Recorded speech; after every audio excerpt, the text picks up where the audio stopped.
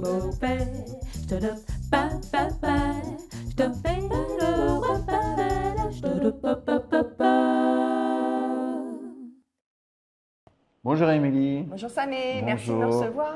Avec plaisir, j'ai grand plaisir d'accueillir Émilie dans la chaîne Mission Fistule pour parler de la nutrition et des maladies liées à l'obésité rénale.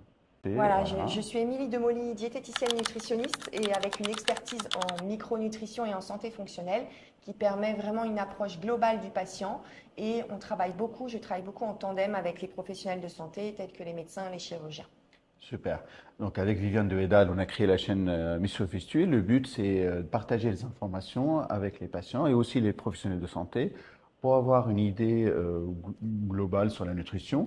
Mais je pense aussi c'est important le côté personnalisé par chaque patient. C'est très très important de personnaliser le bilan clinique, le bilan biologique, d'avoir une anamnèse en amont et comme je l'ai dit, d'avoir un travail pluridisciplinaire, donc de recevoir le patient, que ça soit en distanciel ou en présentiel, et avoir une prise en charge vraiment santé globale du patient. Super, très bien.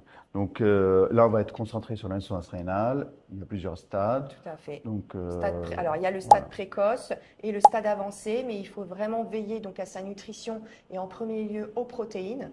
Donc, l'apport de protéines sur sa journée est bien en amont pour que vraiment elle soit, puisque le rein est affaibli. Et donc, il faut une quantité minime de protéines, mais ça, il faut le personnaliser selon chacun et sur s'il y a une dénutrition ou pas. Donc les protéines, on referme la viande, le poisson, les œufs, les fruits de mer, mais il y a également tout ce qui est céréales et légumes secs. Donc en ce sens, il y a une quantité adaptée et il faut être vigilant à sa quantité, mais surtout jamais en supprimer. Il faut apporter tout de même une quantité de protéines adaptée à chacun. super.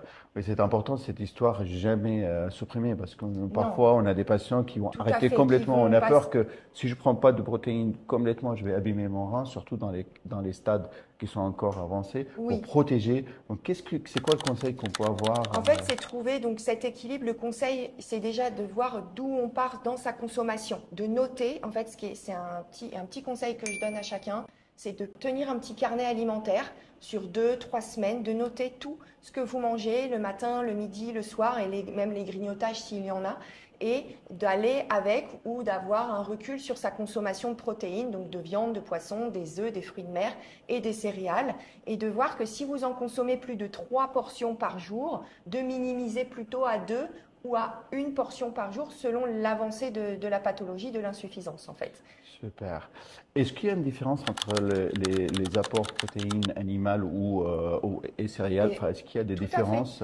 Oui, bonne question. Tout à fait. Il y a une différence entre les protéines animales et les protéines végétales. Donc les protéines végétales, on va les retrouver surtout dans les légumes secs et puis aussi le tofu. Mais les protéines végétales, contiennent également du fer, mais qui est mal absorbé de toute manière par l'organisme. C'est pour ça que souvent il faut l'associer. Mais oui, il y a une belle différence. C'est en ce sens où si vous êtes friand de protéines animales, viande, poisson, œufs, vous pouvez aussi vous diriger, qui inclut un minima de protéines, vers les céréales et les légumes secs tout de même. Ne pas supprimer les lentilles, les pois chiches. S'il y a un petit peu de houmous sur un morceau de pain au levain naturel, il n'y a pas de souci dans ce sens. Ok, super. Donc on a parlé de protéines. Maintenant, qu'est-ce qui est le plus important à faire attention avec les malades qui sont les reins, qui sont un peu fatigués? Pour faire attention, les autres éléments, on va parler, en fait, en tout cas, on va... Alors, il n'y a pas que les protéines en nutriments, donc en fait, on parle de nutriments, donc il y a les protéines, le potassium et le phosphore et le sel. Donc vraiment, je pense que le deuxième volet, c'est plutôt le potassium. Il faut être très vigilant au potassium sans non plus le supprimer, avoir aussi avec le bilan sanguin la kaliémie, voir si vous avez une hyperkaliémie, à quel dosage, et dans ce sens, on va vraiment lister ce que vous mangez le plus et voir par exemple la banane, si vous en mangez 7 par semaine, peut-être diminuer à 2 ou 3, et comme on me l'a indiqué, peut-être manger la banane juste avant une dialyse, une petite banane bio, ça aussi c'est important, La qualité des aliments que l'on consomme, il peut y avoir, certes la banane c'est très riche en potassium, je vois souvent des patients qui suppriment totalement ce qu'ils aiment, mais pourquoi pas revoir la quantité et la qualité de l'aliment. Exactement. C'est vrai que le potassium, médicalement, il y a l'hyperpotassium, normalement défini au-delà de 6. En fait, ça peut que ce soit dangereux pour les cœurs. Oui, tout à fait. Et le moins de potassium aussi, c'est dangereux. Donc, on parle d'hyperpotassium, mais l'hypopotassium aussi, ça peut aussi donner donc, il faut avoir une marge qui est bien. Oui. Et donc, c'est intéressant. Donc, les éléments, enfin, c'est quel nutriments qu'on trouve le potassium? Vous avez, il y a les bananes. Donc, il y a les bananes, il y a le fameux chocolat. Ah, chocolat. Là, chocolat, tu en as parlé. Chocolat noir. Voilà, oui, tout à fait. Donc, les chocolats, le cacao, il faut faire attention tout de même. Après, on en trouve aussi dans les légumes, dans l'avocat. On en trouve également dans les épinards. Et ça va être important de les limiter, mais pas de les supprimer encore une fois. D'accord, limité. Le chocolat, est-ce qu'il y a des éléments plus de concentration de potassium que les autres? Par exemple, l'épinard, moins, chocolat Alors oui, plus. bien sûr que vous pourrez trouver, très bonne question, Samé. C'est vrai qu'après, on peut trouver des listes sur notamment le site RENIF, qui est un réseau national de néphrologie en fait. Et le RENIF a ces listes-là. Il liste les aliments plus ou moins riches en potassium. En potassium. Donc, voilà, on met dans le lien. Ouais, exactement. Dans le lien de description, on va mettre quand même le lien vers l'association qui va parler plus de détails sur la nutrition. Donc là, on va parler de potassium. Protéines, potassium, le sodium. Le sodium, voilà. Le sodium, c'est le sel, en fait. Oui, donc en fait, le sodium, le NaCl, le chlorure de sodium, c'est le sel. Et on va essayer aussi de voir quelle quantité on apporte de sel sur sa journée. C'est sûr que si on apporte du fromage 3 fois par jour, c'est vrai que, attention, les produits laitiers contiennent aussi des protéines. C'est vrai que tout à l'heure, j'ai omis parce qu'il y a beaucoup de personnes qui consomment du fromage. C'est vrai que c'est bon le fromage de chèvre, de vache, de brebis, mais il contient énormément de sel. Mais en plus, s'il y a un ajout de sel à côté, et le gomasio, etc., ce sont des éléments où il faut être vigilant parce que dans les aliments, dans tous les aliments, même les protéines et les légumes, il y a une quantité non négligeable de chlorure de sodium. Mais le sel, il faut là aussi parcimonie, il y a une quantité à adopter sans pour autant faire du sans sel strict. Après, ça dépend vraiment de l'avancée de la pathologie. Exactement. Super. Et de l'hygiène de vie du patient. Toujours, Tout est une question de portion et de fréquence de consommation. C'est exactement cette question mentale d'équilibre alimentaire, parce qu'on sait parfois les choses qu'on aime sont dangereuses, il faut pas limiter complètement, mais il ne faut pas supprimer. Il ne faut pas du tout supprimer, c'est encore une fois, c'est dur de trouver l'équilibre, surtout tout à chacun quand on est dans sa sphère privée, dans son chez-soi, il y a le stress, il y a les émotions qui sont là, qui up and down, donc tout ça souvent en lien. J'invite aussi dans le carnet alimentaire à faire une petite liste des choses que l'on aime, vraiment à le montrer à son professionnel de la nutrition ou son professionnel de santé qui est sensible à la nutrition et de voir aussi comment pouvoir pallier à cela sur la semaine au niveau des fréquences de consommation, mais ne rien supprimer, trouver son équilibre et voir aussi par rapport au bilan biologique. L'idée de 80-20, c'est pas mal. Tu peux me détailler un peu plus? C'est comment le concept, en fait? Alors, c'est pas un concept. Non, mais c'est intéressant parce qu'au moins, ça donne des règles, en fait. Bien sûr, ça donne. Est-ce que dans le 20% de temps qu'on va le faire, est-ce que j'ai choisi un élément qui n'est pas... Voilà, qui va être au-dessus, par exemple, en potassium, en protéines, en sel, qu'importe. Voilà, si on aime manger un millefeuille une fois par semaine. Mais cette histoire de 80-20, c'est 80%... Je veille à mon hygiène de vie, qui me fait du bien, à mon alimentation. Et puis 20% du temps, ça peut être 1 ou 2 fois par semaine, selon l'avancée de la pathologie, encore une fois.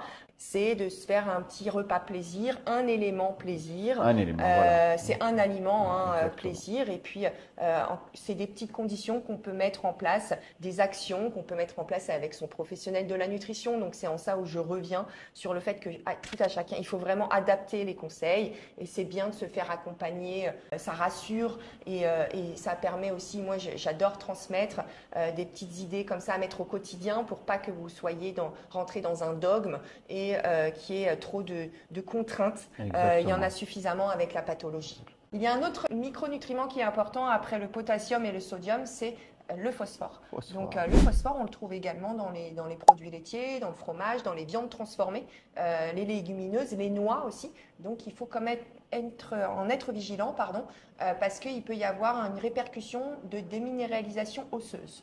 Donc selon en plus l'activité physique, selon si on est en périménopause, ménopause, où on a tendance à avoir l'ostéopénie, l'ostéoporose, surtout chez les femmes bien sûr. Donc l'un dans l'autre, il faut vraiment être vigilant à cet apport. phosphore et donc limiter là encore les produits laitiers et les viandes transformées. Quand on parle de viande transformée, donc c'est les viandes de grande surface. Il y a également éviter les steaks végétaux aussi et puis les cordons bleus, les panures, les fritures vraiment à limiter.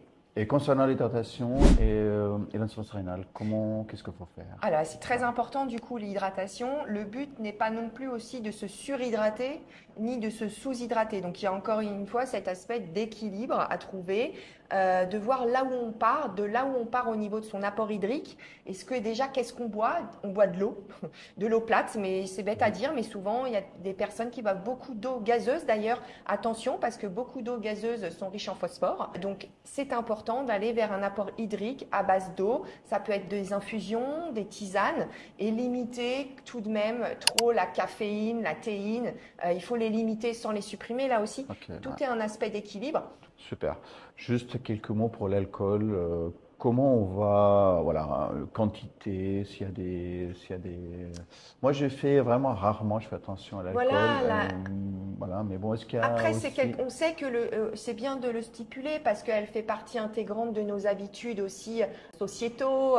C'est devenu trop aussi, parfois, trop régulier, cette consommation d'alcool, alors que c'est nocif comme le tabac. Et moins il y a, mieux c'est.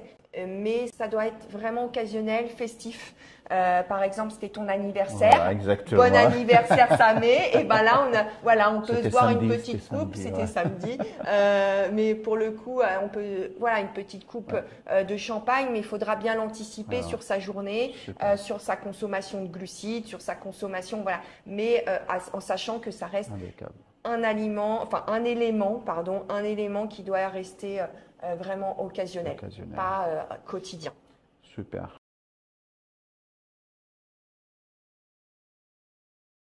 Là où il faut faire attention, déjà, c'est à soi. Donc, c'est prendre soin de sa nutrition, parce que la nutrition, c'est au quotidien. On mange, il faut manger pour tenir, se tenir en bonne forme physique et psychologique aussi. Il y a beaucoup de rôles. La nutrition a un rôle sur sa neuronutrition. Donc, ça, c'est important de le savoir. Mais voilà, pour faire simple, faut manger, adapté à chacun, en faisant attention à ses protéines, son potassium, son phosphore, et à la quantité de sel, et puis voilà, se faire accompagner et en étant acteur de sa santé. Ça, c'est très important, c'est de rajouter du temps à ses années. Et pour rajouter du temps à ses années, faut prendre soin de soi en fait, et se faire accompagner. Pour ça, c'est important, et pas rester seul. Voilà, on travaille nous tous en tandem pour vous, mais avec cœur et beaucoup de bienveillance surtout. Mille merci, Émilie. C'était une grande joie de partager ces conseils. Et toujours, il faut avoir le travail personnel, c'est hyper important de faire les choses tellement bien et tout ça. Merci. Tout à fait, prendre le temps pour Exactement, ça. prendre le temps. On est merci. Là. Merci à toi, Samé. Super. Bonne journée. Parfait.